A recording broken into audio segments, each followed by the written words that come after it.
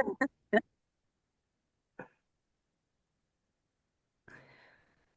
Hello. everyone, and welcome to Transforming Legal Services, a solutions-focused approach to cultural change. I'm Paul Z. Jackson, Oh, I'm Janine Waldman. And I'm Michael Graham. and today you can see, I hope, on the screen the outline and agenda. In essence, it means we're going to be sharing the way that we work together in a local authority in the UK with Michael, who was our client, in a solution focused fashion over a number of years, and what we've learned and discovered and enjoyed along the way from doing that. And this is, in essence, a change project, transformational change. So we have a question for you. Um, and well, is when you think, what words do you associate with change? Mike, what words do you associate with change? Well, Oh, I think when I started um, this whole program with you, and our beginning of our adventure, if you like, or our work together, I thought of change in very kind of project management terms, in terms of a big thing that was done unto you by some other person who had a reason to change, a platform to change that they had devised, and And they want to do it. Mike, if you could pick one word or one or One two word. words, Oh, one right. or two words, what would that be? One word. Um, Making a difference. Oh, very nice. Thank you. Thanks, Mike. So we have the longer sentence and making a difference. So the invitation, everybody, is to put in the chat a word or a phrase that you associate with change. Painful. Let's get that out there. Change is painful. What else? A new narrative. Thanks, Stephen. Could be exciting.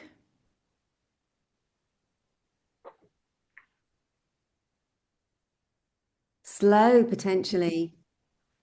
Opportunities and unsure. Thanks, Mike. Another word in there. A risk or an opportunity. So we see it from both perspectives. They're scary, pretending to change and actively not changing. Thanks, Wolfgang, for that optimistic fear. Fear. It can be uncomfortable, absolutely. And we're getting people echoing some of these. Aspirational sometimes. There is an element of politics. And relief at perhaps moments throughout that change process. Yeah. So we see fog. So That's more of a weather I know forecast. it did actually make me think about the weather because it's been raining here a lot. But we can see from this there are many associated words, some hopeful, others less so. Different times, types of emotions. Perhaps there is a certain inevitability towards change. So people associate all sorts of things with change. And when we think of change, what we think of is the word conversation. If you think about it, how many conversations do you have a day? And as we say here, that a conversation is a fundamental unit of change. It's small, it's accessible, we all know how to do it. And if you change the conversation, then there's every chance you'll change everything that surrounds it. And this project that we're going to share with you today started with a conversation with Reading and with Wendy. And in 2018, we won a contract. 2008. In fact, 2008. Thank you very much. We won a contract to embed solutions focus throughout the Department of Education and Social Services at Reading Borough Council. And that's a municipality in the southwest of England. They've got approximately 2,000 staff supporting around 180,000 constituents. And they wanted to increase the well-being for staff and increase efficiency. The budget was tight and they wanted everybody trained. So we trained up a number of champions and they spread the word through implementing solutions-focused related projects, of which we'll tell you more about later. They were so successful that it went right through the council, and one of our champions that you'll see here, Wendy, who is a program and performance manager, asked us to run a program for community champions too, which we did. And this was just wonderful because not only were we working with the council, but we got to work in the community and implement projects that improve the community. It could be traffic safety or change within the community. So that was it. We worked with Reading for 3 years and significant changes were made. And then 10 years later, I got a phone call from Wendy. And Wendy was then now working in operations for the joint legal team services, 120 lawyers supporting staff, working with internal corporate clients and also providing legal services for children and adult social care and education across 6 local authorities. So a large team with a big scope. And Wendy said to us, she said, help, we've got a big restructure. There's lots of unhappy people. We really need SF. Help us build our team and develop our leaders. We, of course, said, yes, we'd be happy to help you. So that's what we did. And we're going to just share a little bit about what we did, what happened, the outcomes, and how we got people having these conversations. And over to Mike first to tell us what his hopes and expectations were from the programme. Well, I think my initial hopes and expectations from the team days that we had were looking at a fairly traditional kind of annual planning process, where we were talking about trying to sort of bring the team together and coalesce around a business plan, a kind of traditional process which might be familiar to a lot of you in your own professional backgrounds. And I think I'd got an expectation in my mind that we would be doing things with, looking ahead, setting ourselves targets and developing work streams and et cetera. And what we got from Paul and Ginny was completely different. We got a completely different approach. We got a completely different way of looking at it. The thing that we were trying, the outcomes which we were trying to achieve. And we had an awful lot of individual conversations with each other. And there was an awful lot in there about how we were, what we were already doing. And rather than focusing on what we wasn't wanted, we were focusing on things which we did want. And I know Paul and Janine are going to come on and tell you about this. So my initial hopes were sort of slightly turned on their heads, really, because after that first day, it was such a different approach that I was expecting, but also so refreshing. Also, what was really refreshing was that we'd sort of put these days either side of Christmas, and we sort of thought the first day would be sort of planning and a bit of blue sky thinking, and the second day would be really all about nailing everybody down into sort of, all these tight work streams and project plans, et cetera.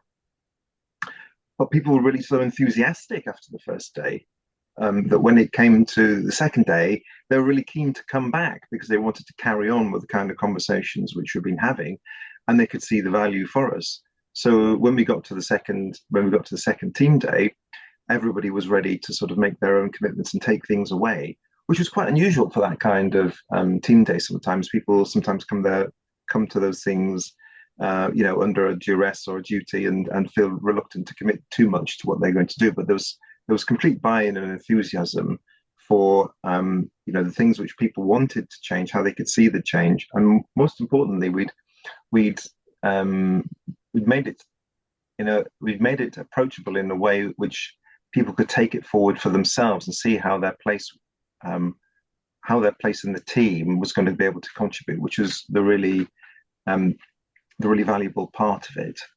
And from there, when we had the initial 2 team days, which sort of expanded our horizons about what we could do as a group and how we could work together in a really fundamentally different way from what we might traditionally approach. It was then that when people were coming back to say we need some more solutions focus, we really liked what happened on the team days. I thought there's something there that if I talk to Paul and Janine, we can develop a program where we can roll this out and sustain it. And that's what happened on the development of the leadership program. And as you can see, and Mike's alluded to, there were a number of events. So we started with 2 team days, and then we had the leadership programs and alumni. So over a number of years, a number of different programs. And the really nice thing is that as we keep developing people, they're supporting and developing others as well. And we'll just share the big picture of the leadership program with you. So over the 4 months, there are 5 days, and our program always kicks off with a 2-day workshop in the lovely environment of Reading Town Hall. And we have a 2-day gathering where people learn about solutions-focused coaching and the tools. They then go away, and we haven't come back, usually approximately a month apart. And the days there, the workshops 2 and 3, are about applying solutions focus to different aspects. So SSIs, which we will tell you more about in a moment, performance conversations and resilience, so that people are using SF in all of their conversations. In between the sessions, we really want people to be using solutions focus, having as many conversations as possible and transferring this into the workplace. They're actively encouraged to do that and know that they'll be reporting back. They have a coaching buddy from the group that they practice with.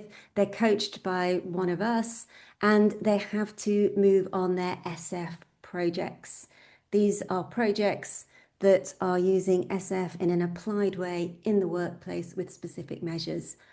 On the 5th day, people come back and they present back their projects, the results, what they've done, and their next steps. So this is our comprehensive leadership program. So you can tell from that it's a very practical, pragmatic program, which is what people who are working day to day under a lot of pressure, with a lot of demands, need. And we thought about what solution focus could be to them. And we have 3 levels at which they could meet solution focus. And they might meet it at one of these levels, or 2, or ideally all 3, depending how engaged they got. So we have one level that I'm sure everyone here is familiar with, which is taking a solution-focused approach or a solution-focused stance. And that encompasses all of the conversations, the way you think about things, the presuppositions that you have, client as expert, people being encouraged to articulate what they want, focus on resources, and so forth. So the approach or stance as a whole. Then we presented solution-focused tools.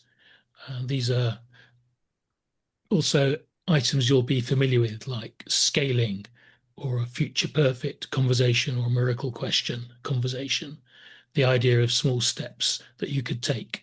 And these can be put together to form a coaching model or a feedback model or some other structure that people can use. We taught them the Oscar coaching model, and many people found that really useful to be able to take away and coach their teams or their direct reports using the Oscar solution-focused coaching process. But even that, for some, is going to be too much to bring in if you're changing things just a bit while you're working so hard with your teams. So we have this third idea, a third level of working with solution focus, which is a single sentence intervention, an SSI. And the idea of this is, what is one thing that you can say, either as a question or as a statement, that could turn around a meeting or a relationship, a pivot point where, for example, if there's a lot of problem talk going on, you could introduce a solution-focused statement or ask a solution-focused question. And many of the participants found this an extremely useful and accessible way in to starting to bring solution focus into their work. I say their work, but it's also their life and work. They'd often go and test it out on the easiest of all possible audiences, their families, and come back the next day and say, oh, this made a real difference to a child doing homework, or a husband taking the bins out, or a wife doing something that the husband was interested in. So single sentence interventions, and we'll give you one of the activities now that we used on the course with the participants and see how you fare. They had legal expertise and didn't necessarily know much about SF. You, on the other hand, possibly know more about SF and not so much about legal expertise. And there's a legal element to the question. So this is the situation, and it was based on finding realistic situations from the reports of people who attended the conversations and the meetings, and from Michael telling us what people were using and needing to work on. A member of your team, you're the manager, a member of your team is very reluctant to advocate in court. And you need them to step up, because having our team advocate in court is beneficial for all sorts of reasons, financial, developmental, smooth running of the legal organisation. What would be your single sentence intervention if you were using one of the solution focused tools? So as I say, it might be a future perfect or miracle type question, could be a scaling question, could be checking in with the platform. It might be a reminder of know-how or resources or counters, or it could be a small step type of question or comment that you would make. The invitation now is to put into the chat, when you're ready, what you might say if you were in a conversation in which you're a manager and a member of your team is reluctant to advocate in court. And advocate in court is for them to actually speak up and present a case. Is that right, Mike? Yep. My advocacy, right? That's, you got your advocacy right, yeah. So really fundamental for Mike's team particularly.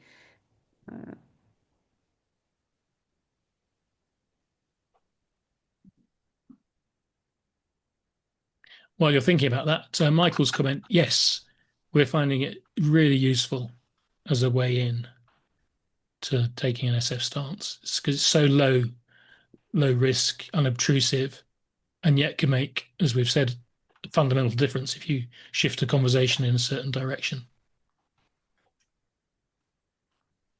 You could write them in the chat, and also do speak to us if you've got some thoughts or ideas as to what you might say. Someone says, I'm very reluctant to advocate. And it was usually met by something like, I'm a bit scared too. It's hard work.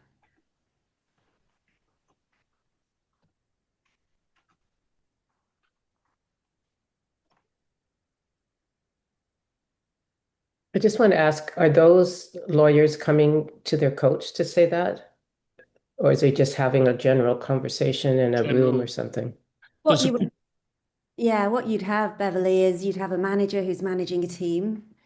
And Mike, you can speak to this, and yeah, that they're saying, that their manager's saying it would be great if you advocated in court.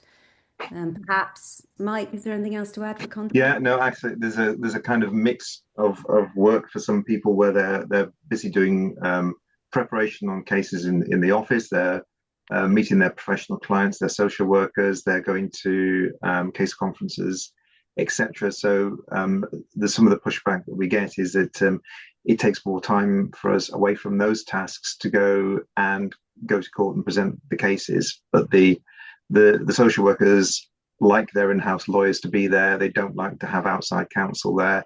They feel in more secure, safer hands when the in-house counsel are there. And for that reason and others, as Janine's alluded to, in terms of costs and our capacity and our business model, that's part and parcel of what we like people to do, is not only just to do the prep work on their cases, but also to go into court for short appointments, to go and see the judge and talk about how the case is going to get managed. But also sometimes there's like an issues hearing where some factual issues are up before the judge to be determined, and then there might be a resolutions kind of hearing where they decide what the final order is going to be once they've had the factual hearing. So there's all sorts of different hearings which might go on, particularly around child protection work, where we really want the people who've been involved from the start to get into court at the end. Thanks. I can see some great comments coming into the chat. Let's come to those in a second. Yeah.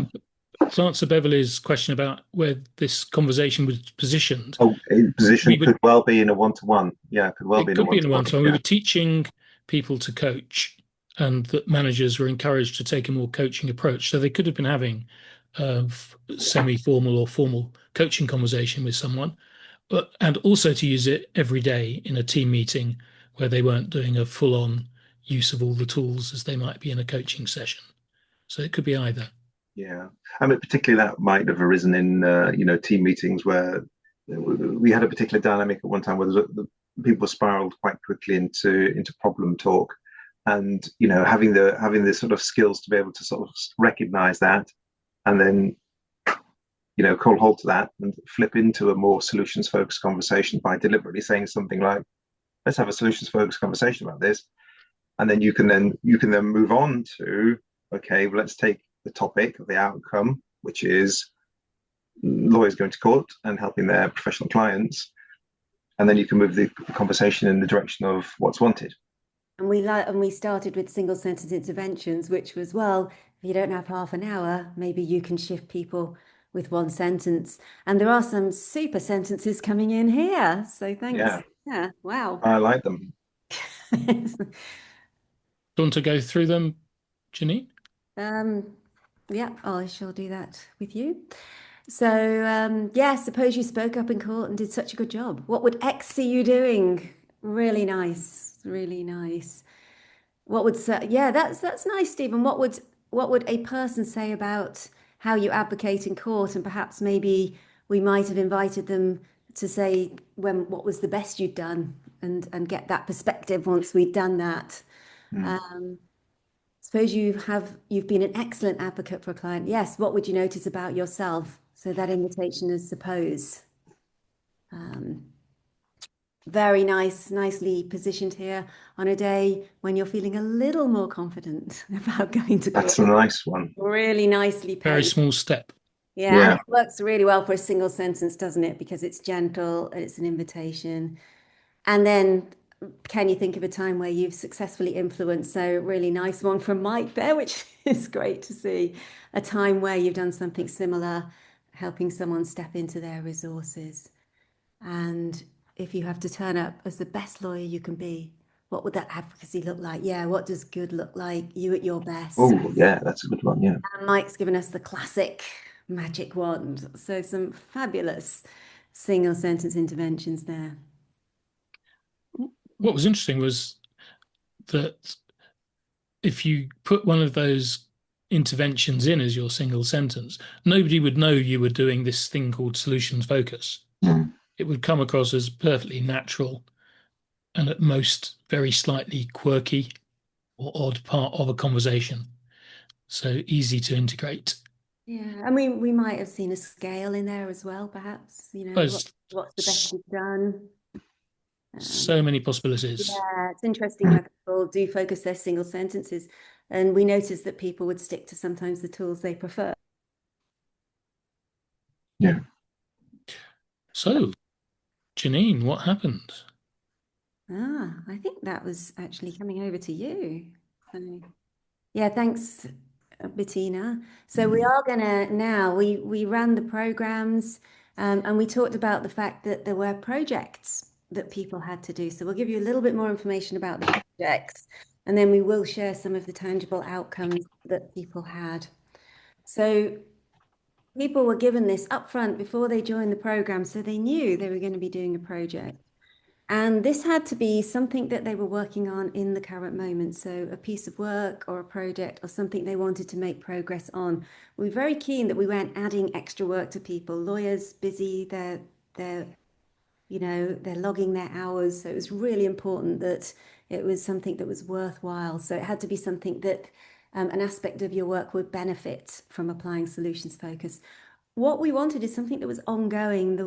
It didn't have to be something that was done in 1 month or 2 months, but something that might perhaps go beyond the program. So it had longevity. It could be extended, it could grow and get others involved. And we were really keen that we wanted qualitative and quantitative results. So we wanted people to tell us what their stories of success were and also what measures they had. So maybe they'd save time, money, what influence this had had. So in effect, we were getting people to use SF with measures and also evaluating the program and the outputs at the same time. So they were our criteria. And when people came back to present, they were given this outline to present. So you can see that we were asking them to talk about what they set out to do, what they thought the success might be, what they actually did, what they noticed, what results they had. And then those measures were very, very important. And the question at the end or next to end that you'll see is the what else? And we'd say to people, so thanks for sharing your project. Where else have you been using SF?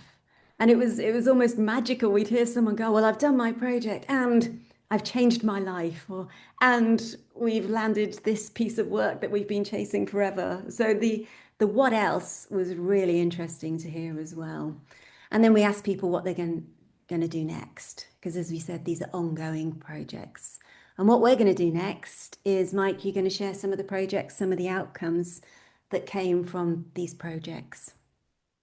Yes, absolutely. So I've looked back on some of the projects which people did, and at the beginning, I was really sort of interested to see what people were going to pick, because of course we didn't really give them any steer other than what Janine's just told you. They really had a quite a free rein, and consistently over the 4 cohorts, I was blown away by the projects which people came back with. They sort of tended to fall into 2 main categories. One was an approach where they tried to take something in terms of their work with their professional clients in the other departments of the council or in the other local authorities that we work with, and they'd done something sort of case related or related to their legal work, which was really, really interesting. And then the other sort of group of projects tended to be things which people were trying to achieve in our department, in our team, which they'd taken upon themselves as like an improvement kind of piece of work that they wanted to do. So they fell into those 2 broad categories.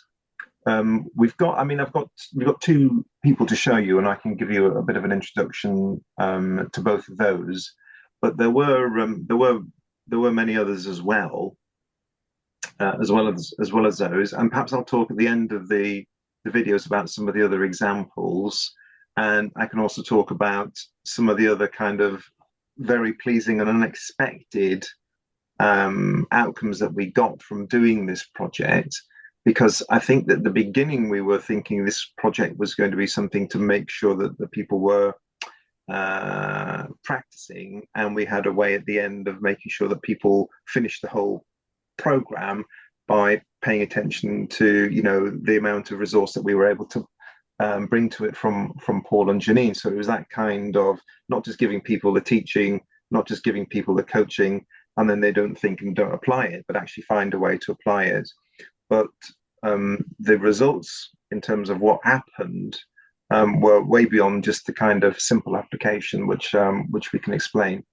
So I think the first video we're going to see is from Deborah. Deborah is one of our principal lawyers in one of the childcare teams, and she was on, I think, about the third cohort.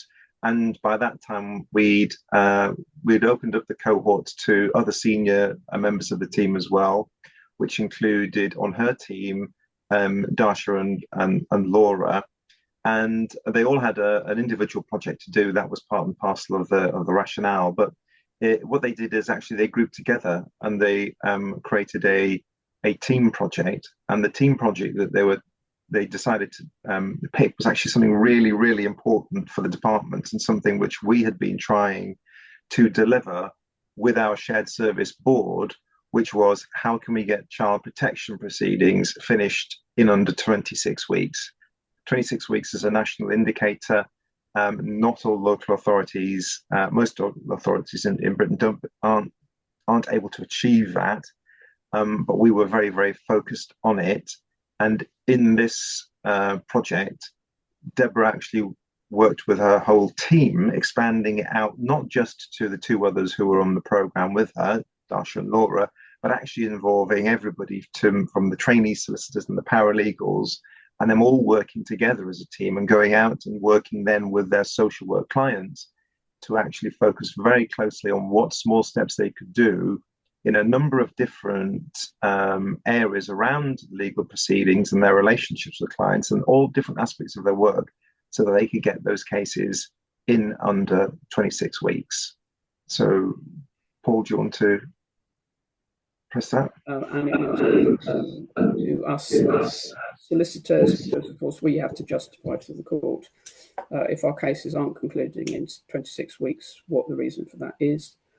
The bigger context, though, and the most important context, is that within this process, there are the lives of children and the lives of families that are being fundamentally intervened in by the court and by professionals.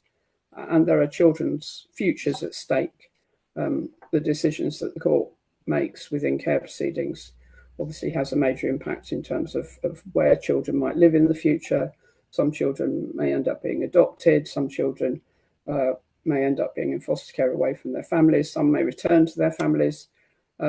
So the overriding important factor is the fact that you have children's lives in the balance. And of course, it's really important to them for those crucial decisions to be made about them within a timely manner.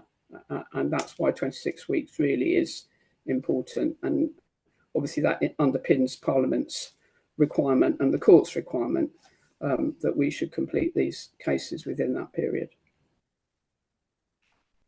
And that's such an important point. And I never expected at the beginning of this program that we were going to be able to, yes, if we got some benefits for ourselves, yes, if we've got some benefits for the department, fantastic. If we got some benefits for the clients, but here Deborah's team have been able to achieve something even far beyond that, which is actually affecting the life chances of the children which the local authority is caring for. And the way that they approached that, they were so proud at the end of the results that they've been able to achieve, principally because they could relate it back to that fundamental purpose of why they were there, which was making sure that the children are not drifting and that they get a permanent solution as soon as possible, which is in their best interests overall. Yeah, and Deborah announced it on the day of her project. She almost got the phone call on the day saying, and we've just hit 26 weeks. Yeah, fantastic. For the first time. So it's impressive. Mm-hmm. And yeah. I think this comes out of the criteria that we offered for projects, that they could be individual or they could be a joint project by different people on the same cohort, and that they chose them for themselves of something that would make a significant difference, and that they thought SolutionFocused, however they understood it up to that point, could make a difference with. So it was a well-picked and well-executed project that led to these significant results. Mm. Jack's project slightly different, but still blew us away when we heard about it. Jack's such a humble and self-effacing young solicitor, and his presentation, which I won't give you the full story, but effectively the formal part of the preparation for the presentation sort of went askew because of his child got sick on holiday basically, and he wasn't able to complete what he wanted to complete in work. So he just talked to us, but when he talked to us at the end, what he had to say was absolutely fantastic and blew us all away with the impact.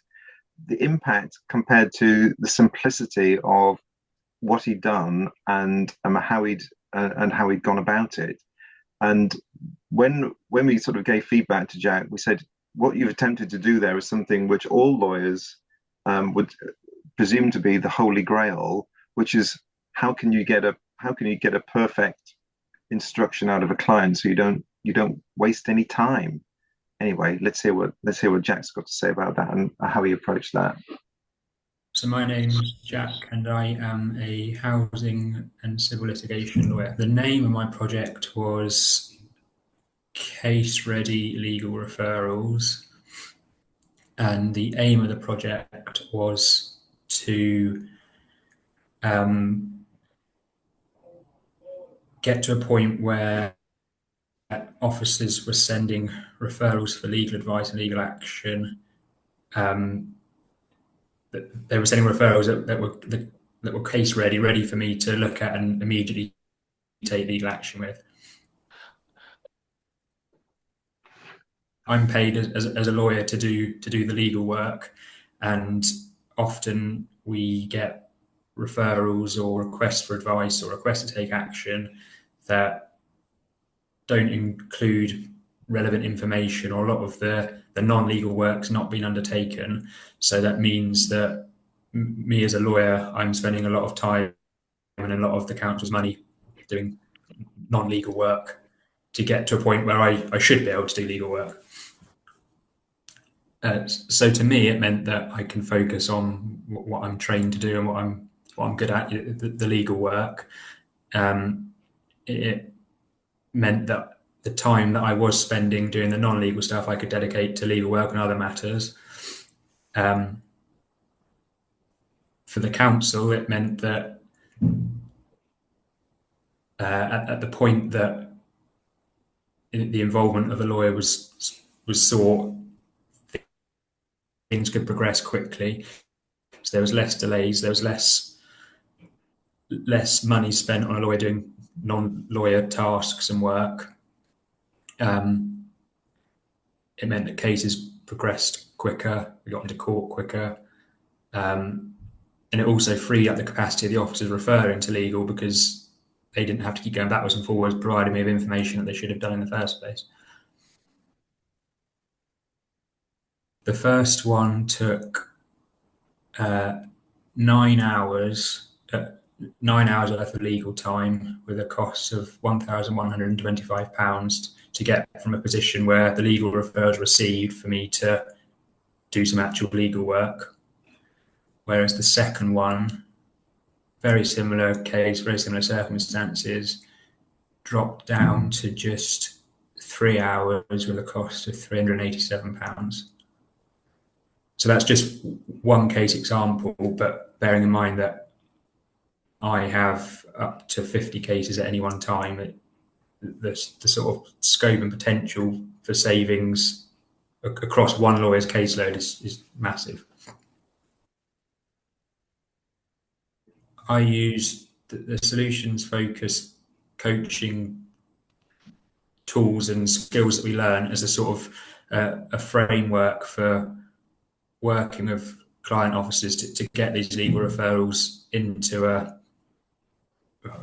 case-ready state. Not only did the case they did refer progress quicker, they had 2 or 3 other cases that they were intending to refer that they didn't in the end, because they had carried out all the pre-work that they should have done, and so the cases didn't actually need to come to legal in the first place. I think the most pleasing and probably surprising thing was that how much can be achieved with very small steps. The whole program was about how well, not the whole program, but a lot of it was about how one improvement can result in massive wider improvements, and that became very clear to me during my project. Agreeing one small step with somebody can result in big changes for individuals, and then it has wider scope for everything else.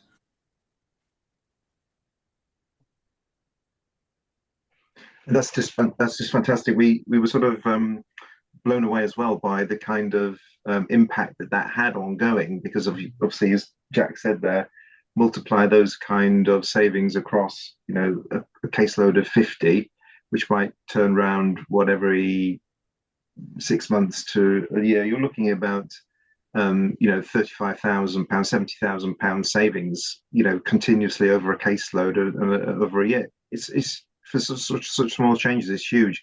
The other thing he didn't mention there on that bit of the call, but he told us about in the presentation, was he tried this out on a couple of the cases and talking to the clients at the very beginning.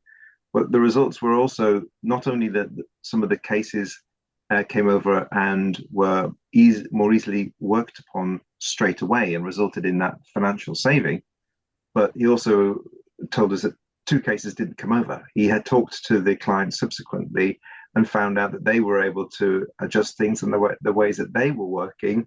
So in actual fact, work was diverted away from legal entirely. Again, a wonderful saving again, but we can't even quantify that. But really, really fantastic outcome is that. Yeah, and Julia, your question about, and this happened in just over 4 months, actually it happened in less, because what happens is people come on a program and we say, you're going to deliver a project in 4 months. And then they come back a month later and we say, how's your project going? And they say, have you got a title? And they realize that they really are going to present. And people do, everybody did get through.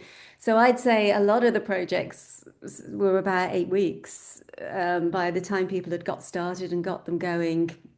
And we were available, we coached. So the coaching we gave people in between sessions was either on topics of their choice or their project. I can tell you that Jack didn't bring his project to coaching. He was coached on something else. Deborah, I actually did have a few chats with her about her project. So people use the coaching very differently. And we were available, but yeah, they had 3 hours of our time available to them. They used their buddies. At every workshop, we had them working on their projects. So so they kind of did tip, and that's why we said they were ongoing, because we were keen that they got as far as they could and that they kept it going within the council. And they had the confidence to try it out. And I think that's the most amazing thing about Jack's, particularly, was it when he reported back to us at the presentation, and we said, well, the question in the chat there is about it happened over 4 months. Well, Jack's happened in 2 conversations.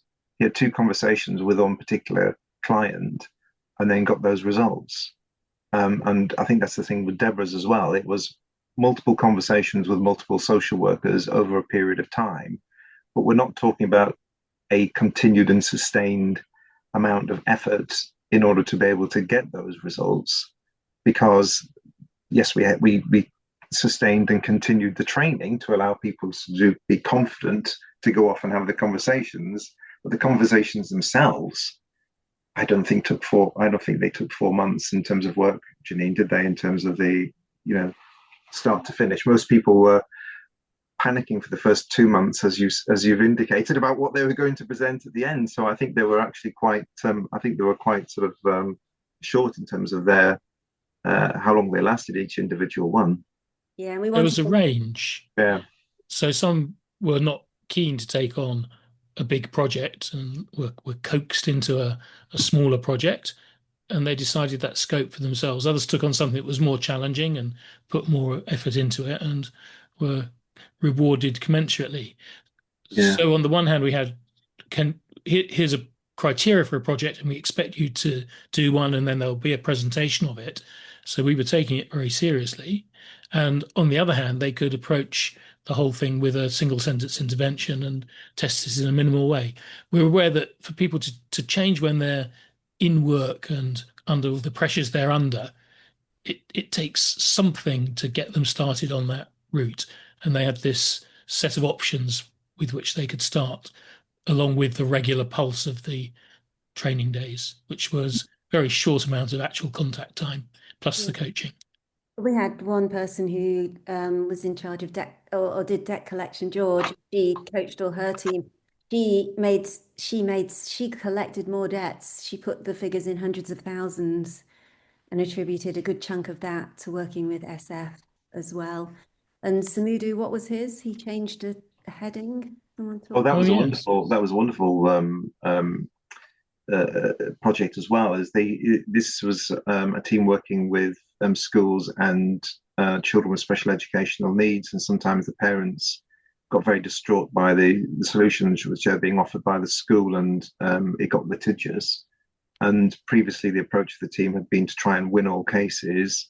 But looking at solutions focus, Samuda turned that on its head and tried to work with the schools to think about being less confrontational, about not necessarily winning the case as being the outcome which they wanted, but the outcome which they wanted was to reconcile the relationship with the parents so that the child would be at the center of everyone's attention and getting the education that they needed. So they moved the schools.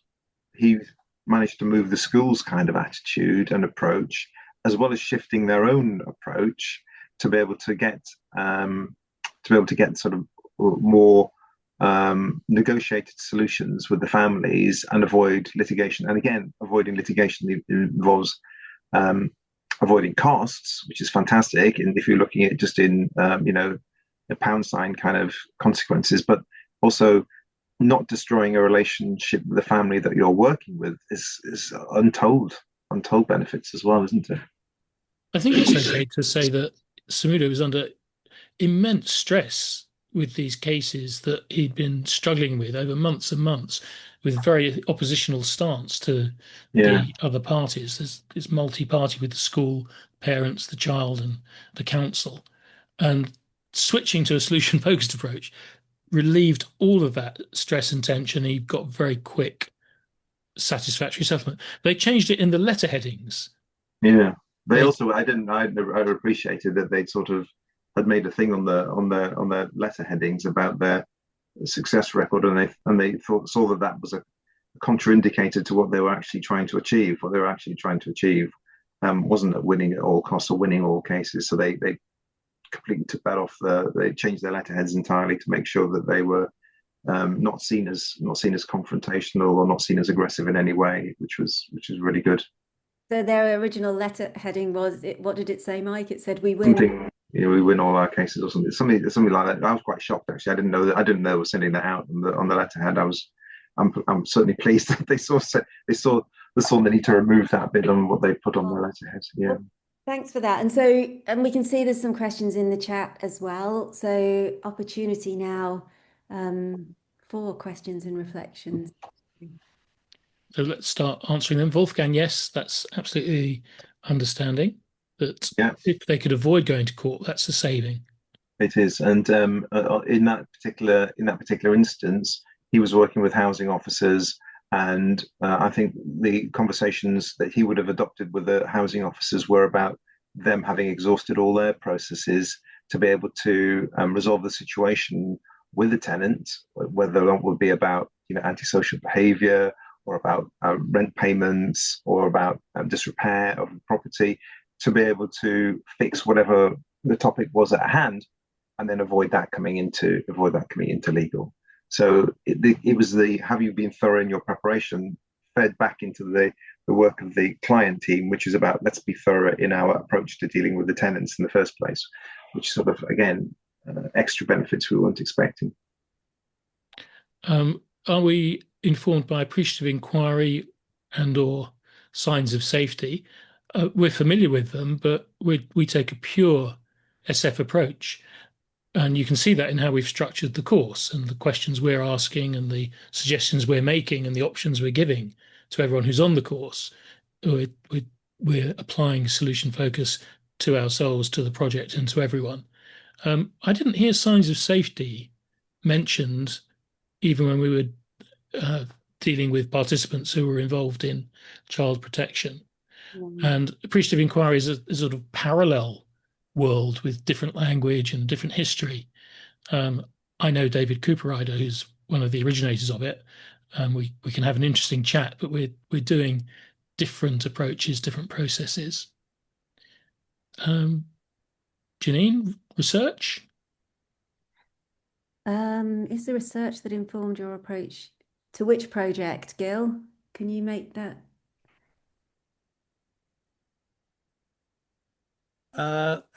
Just in general, not anyone particular, just in general, any one of them. No, I mean, they all had free reign on their projects that they did on the program. Obviously, behind the overall program design, we've got the tremendous knowledge and experience of Paul and Janine, and all the work that they've done over many years brought to bear on the program and designing that so it would work for what we wanted to do. But when it came down to that level of the individuals, the participants, choosing what they wanted to do, we gave them no kind of guidelines at all. And it's interesting. I started to talk at the beginning about sort of that traditional approach to project management and doing change.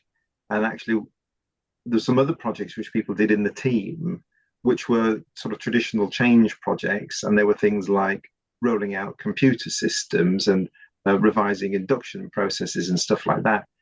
Stuff which I hadn't mandated for them to do, but which, because they felt the need that they had to do the project and then think about how they could practice their skills, we found out that we were having programs successfully implemented where we hadn't specifically put focus into that particular project or program, but nevertheless it got to the end just through the happy coincidence that the participants in the department were doing solutions focused. So it's really got something to offer us in terms of that additionality to what you would do on a normal kind of corporate project. If you need to roll out a new computer system, with about 3 or 4 projects where people talked about the rolling out of the computer system to me, Paul and Janine. We had to smile each time and pretend we'd heard it fresh. But in each case, it was people doing the same kind of work in different parts of the department, but to the same ends, which was delivering something which was a big objective for us. Yeah. And a huge what about for the contention. 3 of you? What about for the 3 of you as you were first conceptualizing and organizing, planning this project? Yeah. So this is that's a good question. Yeah. You mean the projects, the actual program itself, Gil? Yeah, just stepping back at looking at the higher level and how you first approached this. The 3 of you. Yeah, this has been years in the making. So the SF project thing Aoki-san mentioned years ago, he used to talk about SF inside projects. And we have run various versions, this multi-part kind of program. And this is, I'd say this is the most refined and honed version so far. Paul, would you like to add to that? Yeah, so it answers Julia's question as well, that our council project of years ago with Reading had a similar shape. So it's evolved over time. And it was a bit, we weren't secretly hoping and praying. We were confident because it had 4 different times that we'd meet people.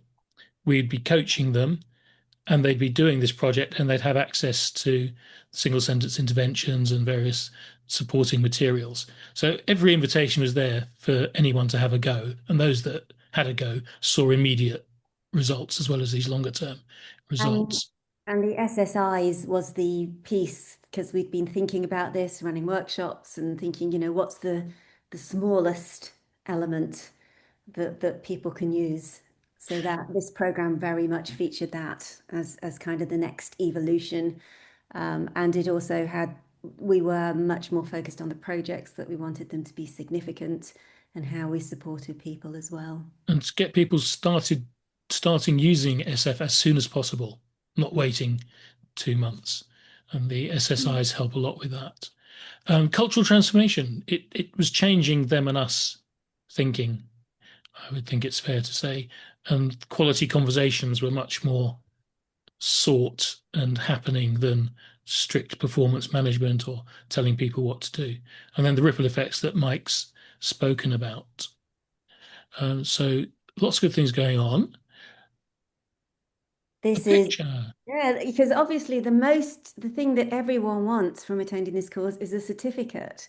And so, thank God. But this is the group graduating. This is the day they did their presentations, and you can see Deborah in there and Jack and others. And I'd also like to say that one of the big things that made this work, because people, it did change the conversations they had day to day. It changed the conversations they had with judges in courts. But actually Mike being at the center of it, and he turned up for every single presentation, he opened every course. So that really marked that this was hugely important. Yeah. Next steps. And then what did you do, Mike? Left. Mike resigned. The new opportunities beckoned. There we are.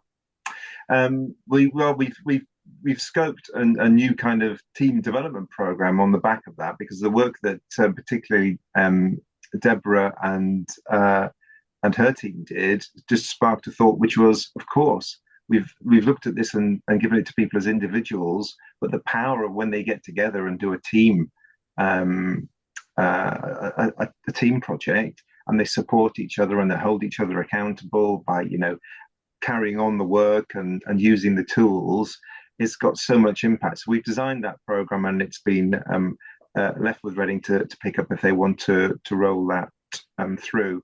It's been designed on a kind of 13-week basis, so that we could, you could reasonably think about an approach which allows you to identify a topic or an outcome you want to influence in one quarter, and then do some concentrated work on it. And by the end of the quarter, you've delivered something. And that, I think, appeals in quite a lot of organizational contexts. And so that's what we wanted to sort of leave as something which the council could pick up and work with and run with for future. Certainly the team have got all the skills, and it never died away. I have to tell you, it was never a kind of training event where we forgot about it or it was sat on the shelf. So often when people started to get tense and go into those problematic conversations, we just said, no, we're having a solutions-focused conversation about this. Or someone would throw in questions like, well, what's the outcome you're trying to achieve here? Or what would good look like for you in this? Or when have you done something good before? So it was used all the time. Thanks, Mike. And thank you, everybody. We call that the 90-day challenge that Mike's just described. And we hope to be able to report to you next year with further instances of this kind of project. And feel free to borrow whatever you'd like from what we've been doing for your own work. Enjoy the rest of the conference. There's a couple of hours still to go. See you soon. Thanks, and goodbye, everyone. Thank you, everyone. Thank you. Beautiful. Very, very interesting. Thank you very much. Thank you.